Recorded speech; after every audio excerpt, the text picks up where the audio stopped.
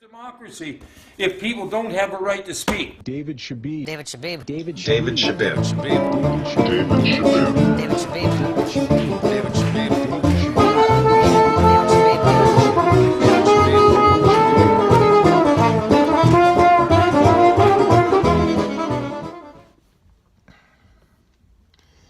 If all you can do is hope for a miracle to straighten out what is going on in our world today, we can go through all the systems and you can be lost in a debate forever. And at some point, you might just give up and think, well, there's no answer to all of this because it's just too vast a picture. And so you take an aspect. Yeah, that's the best that you can do. So I am an aspect here. I am an individual walking in my way through this world that I view.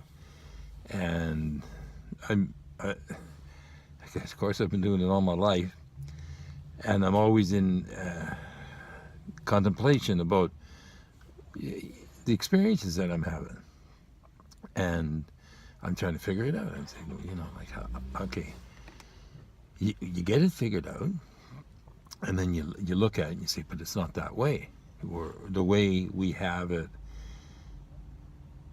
as it is not the way could be were we to be thinking and acting differently within it. And so you look at, well, what kind of changes would be necessary to create this perfect world? And then I realized that it is a perfect world. We got like a beautiful planet, like it's abundant. It was abundant in all its form, gave us this incredible experience. And so we have it all in a beautiful way. We have it all. It's how we're working with it that is the problems, the struggle. Why are we going through these struggles? And then you realize, well, it's not right. It's not the way it is in truth. It's not the way it is in harmony or in justice. And you can talk about all those as conditions and other aspects of one's interaction with the lives that we're living. So I'm really in contemplation about, like, everybody's got to get it. Like, we can't, it's not going to come from a collective. Like, you might as well, like, and I thought I liked numbers, and I thought at some point, the only way you're going to get what you want is if you can demand it. And the only way you can demand it is if you have enough money to demand, make your demands met, have your demands met. And I couldn't do it. There's no way I could do it. I couldn't never do it that way. It just wasn't my way. I couldn't do it.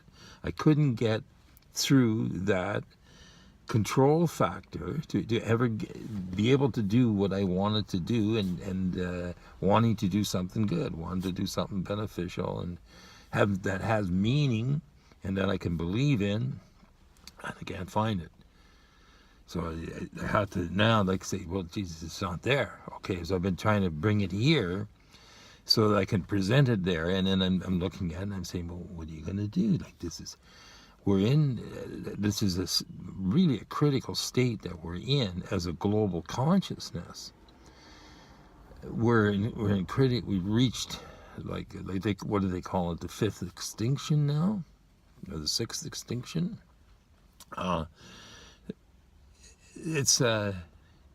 We're in a threatened space now, and so never mind all that.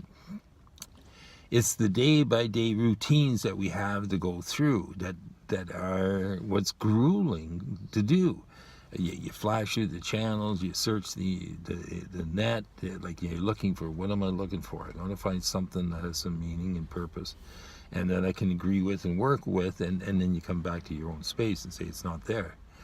So I have to do it here, but they won't let you do it here. You see, this is when you come to Freedom's Walk, and you say, okay, let's see, what can I do here? And when you look at this here, you got to be the here and now, because that's all we got. We're here and now, and we got our circumstances. We can't get out of that until we get out of it. And right now we're in it. So what's the best thing that I can do? And the best thing you can do would be for the whole world, to do it for all life, to do it to the best way you can. And I'm thinking that's just not good enough. Like it's not doing it. Where I'm not getting through. Now I don't know what the message could be, how it could be interpreted any differently than the way I'm seeing it. And I wouldn't mind entering into discussion with someone sometime who had a different view than I do. But you can't find an authority there that defends their position there to the point where they'll come out with it and hold to it, and we can have a discussion about it. And on any significant level, we're not able to find an authority. Like there's no authority there. It's just an occupation for us. We're under control. We got laws. We got conditions. We're limited by the past.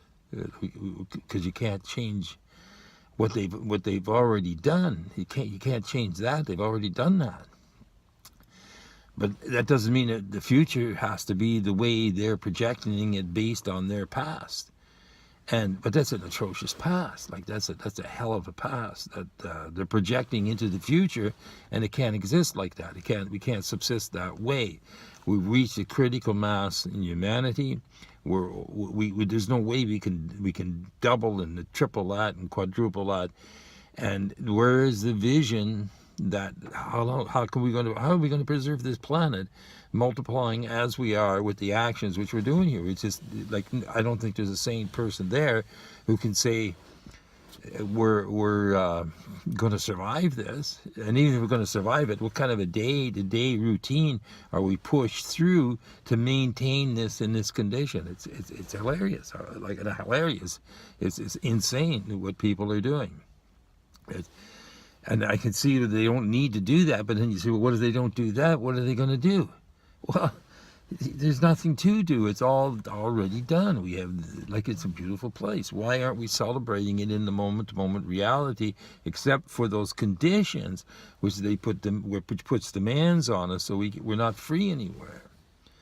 It's all controlled space. It's got all these different limitations on it. When you're speaking from the personal level and you're opening your eyes, and you're not showing any kind of a disguise, you're being real about it. This is a struggling place, and if you're not struggling, then you know somebody else who's struggling, and you know countries are struggling, and millions and billions of people we're in a critical state. Do you see that? Now, freedom would be adaptability. So I said, okay, so I've got to somehow adapt to where I am with it, but within that condition, I could say, there's no way. We can't survive that way. It's got to change. Like there's nothing left. They're going to do everything in. They'll wipe out the entire earth, and we'll never have gotten it together how to preserve it. Working together. It can only be everybody. And it's just not going to come from a collective group. So we can't form a group. We have to realize it ourselves, where we are, and look at our own circumstances, and realize that whatever we do now is critical to what will be later. And where's the opening? Where like I sit here, look at this beautiful place I'm in, and I say, oh Jesus, I got a lot of ability, but like I'm underused. Like I could do many things, but now, like I'm limited by their availability, like what they make available to me. And if they're controlling me to the point where the demands exceed my willing ability to meet, then I'm in debt. Now I'm in debt. I'm being driven by that control.